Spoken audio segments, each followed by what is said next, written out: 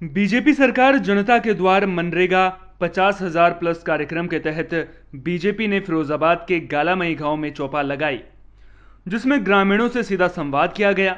इस दौरान सदर बीजेपी विधायक मनीष असीजा, क्षेत्रीय बीजेपी विधायक doctor Mukesh Verma, CDO Churchill Gaur भी मौजूद रही। इस दौरान ग्रामीणों की समस्याएं सुनी गई। ग्रामीणों ने चौपाल में मुख्य मार्ग, सड़क और शमशान की बाउंड्री वॉल की मांग की। इस दौरान मनरेगा योजना के तहत बनाए गए तालाबों की साफ सफाई के साथ तालाब किनारे हरे पेड़ लगाए गए। सीडीओ चर्चिल गौड़ ने बताया कि जिले में 50,000 प्लस के तहत 50,000 नए मनरेगा मजदूर बनाए जाएंगे। पूरे उत्तर प्रदेश में मनरेगा श्रमिकों को अधिकतम कार्य योजना में लगाना, उस कार्य योजना से उस क्षेत्र के विकास के लिए काम करना और उसको फिर और आगे के लक्ष्यों पे ले जाना।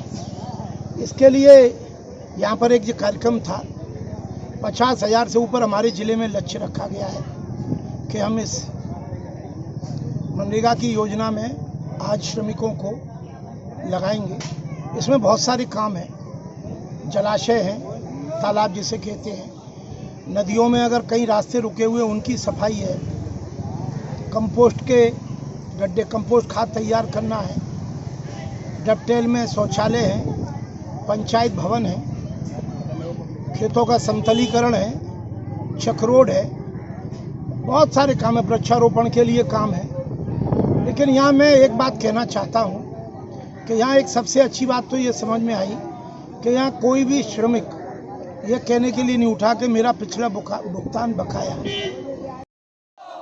कुशीनगर में बढ़ती महंगाई को लेकर पीस पार्टी ने प्रदर्शन किया। इस दौरान सरकार से पेट्रोल डीजल के बढ़े दाम और महंगाई कम करने की मांग की गई और बढ़ती महंगाई को लेकर कुशीनगर एडीएम को ज्ञापन सौंपा गया। लखीमपुर खीरी के मैलानी थाने की डायल 112 में तैनात पुलिस के दीवान की कार्यशैली पर सवाल खड़े हो रहे हैं। जानकारी के मुताबिक दीवान देशराज आपसी विवाद की शिकायत के समाधान के लिए साथियों के साथ गंगापुर गांव पहुंचे थे। ग्रामीण जगरूप कुशवाहा ने आरोप लगाया कि दीवान देशराज नशे की हालत में उनके घर में जबरदस्ती घुस गया था। आरोप है कि दीवान ने बरामदे में सो रही बुजुर्ग महिला को भी धक्का दिया और जबरन कमरे में घुस गया, जबकि उसके साथ के 2 पुलिसकर्मी बाहर खड़े थे। घर में घुसे आरोपी दीवान का वीडियो बनाकर लोगों ने सोशल मीडिया पर वायरल कर दिया है। वहीं पुलिस क्षेत्राधिकारी ने जांच के बाद कार्रवाई की बात कही है। और डंडा मेरी चारपाई के पास वहीं जब उसने चलाया तो वो इतने ड्रिंक किए हुआ था कि उसका डंडा भी वहीं गिर गया। जब डंडा गिर गया तब मैंने उससे उठकर पूछा तुरंत कि क्या मैटर है, तो वही बताने लगा कि तूने लड़ाई की है, तूने मारा है और लोगों को मैं तुझे पकड़ने के लिए आया हूँ। और तो मैंने कहा ये इससे तो कोई बात ही नहीं हुई है, आप जो है मेरा अरेस्ट वारंट दिखाइए। तो कहने लगा अभी ज़्यादा बोलेगा तो अंग्रेजी निकाल दूंगा यहीं पे, तो 2-4 थप्पड़ मारूंगा तो बिल्कुल सही हो जाएगा। तो मैंने कहा आप क्यों थप्पड़ मारेंगे और अरेस्ट वारंट दिखाइए। तो मैंने कहा ठीक है, अच्छा अभी मैं मूवी बना रहा। जब मूवी मैंने बनाना बंद कर दिया तो उसने गाली देना बिल्कुल बंद कर दिया। पीलीभीत से धर्मांतरण से जुड़ा मामला सामने आया है। आरोप है कि दूसरे समुदाय के युवक ने छात्रा का ब्रेन वॉश कर धर्मांतरण कराया और साथ ही घर में रखा 40 तोला सोने के जेवर और 2.5 किलो चांदी समेत 2 लाख रुपए हड़प लिए। छात्रा की मां की शिकायत पर पुलिस ने 7 लोगों के खिलाफ मुकदमा दर्ज कर 2 आरोपियों को गिरफ्तार कर लिया है। गिरफ्तार आरोपियों की पहचान रज्जू हसन और जेवर खरीदने वाले कय्यूम के रूप में हुई है। बाकी आरोपियों की तलाश जारी है। ये थाना पूरनपुर में एक शिकायत प्राप्त हुई है जिसमें ये रज्जू हसन पुत्र सखावत हसन, इनके खिलाफ शिकायत मिली है कि इनके द्वारा जो आवेदिका है उनकी पुत्री को पहला फुसला के निकाह का झांसा देके दुबई ले जाने का झांसा देके इनका धर्म परिवर्तन करने का प्रयास किया गया और उनके घर से कुछ जेवरात और पैसे उनकी पुत्री के माध्यम से इसने हासिल किए और उसको बेच के इसने एक स्कॉर्पियो गाड़ी खरीदी। चंदौली के चकिया में वार्ड नंबर 9 में बिजली आपूर्ति ठप हो गई है। लोगों से मिली जानकारी के मुताबिक कॉलोनी का ट्रांसफार्मर जल गया है और लोगों को बेतहासा गर्मी के साथ पेयजल आपूर्ति समेत कई परेशानियों का सामना करना पड़ रहा है। बिजली की परेशानी को लेकर ग्रामीणों ने जेई समेत एसडीओ को फरियाद लगाई, लेकिन कोई कार्रवाई नहीं की गई, जिसके बाद गुस्साए लोगों ने पावर हाउस पहुंचकर प्रदर्शन किया है। क्या समस्या है आप लोगों की? बिजली नहीं आ रही है 5 दिन से। हम लोगों को पानी की और बिजली की इसकी बहुत समस्या हो रही है। क्या अधिकारियों से आप लोगों ने शिकायत किया है? हाँ, सारे अधिकारियों को अवगत करा दिया गया, मगर कोई कार्रवाई नहीं हुई।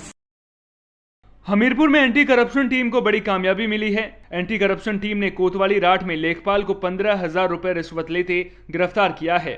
आरोप है कि लेखपाल ने पुलिया निर्माण के लिए परमिशन दिलाने के एवज में ठेकेदार से 30,000 रुपए रिश्वत की मांग की थी। ठेकेदार की शिकायत पर झांसी की एंटी करप्शन टीम ने लेखपाल को रंगे हाथों पकड़ लिया है।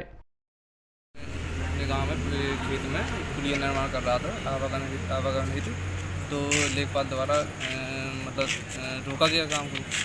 तो मैंने फिर इसके लिए एप्लीकेशन दी सभी अधिकारियों को। तो उसके बाद लेखपाल जी द्वारा मुझे 35,000 रुपये मांगे गए। इसमें 30,000 में तैयार हो गए। वो आधे रुपए पहले मांगे, आधे रुपए बाद में मांगे। 15,000 रुपये मतलब पहले और 15,000 रुपये काम होने के बाद। तो मैंने रिश्वत के लिए मतलब यूटॉक संगठन विजय पटेल जी से संपर्क की झांसी में। तो मैं हमें रास्ता दिखाया। तो हमने झांसी में कार्यालय में एंटी करप्शन टीम में कंप्लेन की। तो उसके बाद ये लेखपाल जी पकड़े गए, 15,000 रिश्वत ले दी गई।